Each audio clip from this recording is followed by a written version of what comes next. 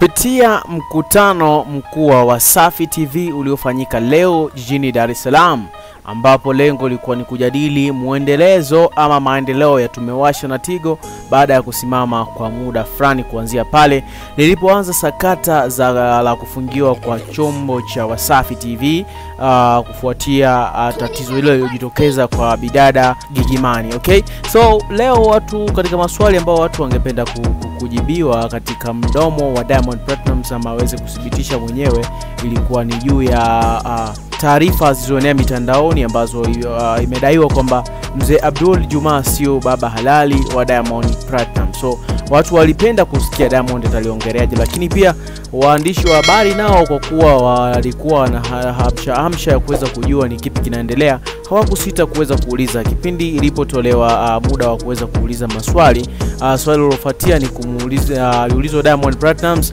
hususan kuhusu hili na ameweza kulijibu. Kupitia swali hilo waliulizwa kwamba tukufahamu vipi ubini wako, kwa sababu tulizoea ulikuwa unaitwa Nasib Abdul Juma, kwa sasa unaitwa Nasibu nani sasa, kwa ajili ya kuuliza ubini wake kwamba babake ni nani halali aweze kudhibitisha mwenyewe. Lakini kupitia swali hilo na upande wa majibu watu walitarajia aanze kujibu Diamond Platnumz.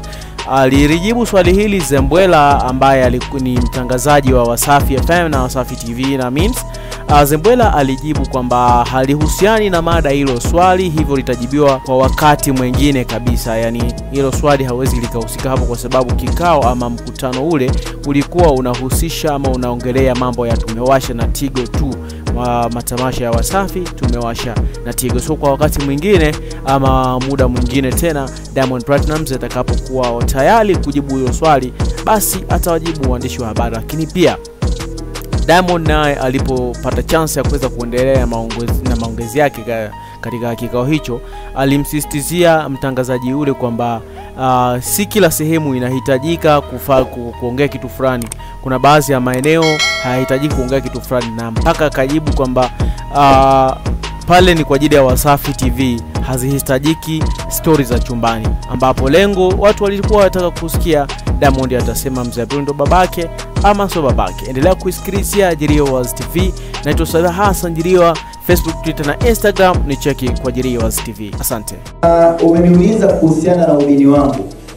Dadangu Beatrice, nikwambie kila maneno yana mahala pake. Tukisema tuzungumze maneno ya kitandani hapa sio sehemu yake. Kwa bahati iliyokuwa nzuri hapa ni mahala pa Tumewasha na Tigo.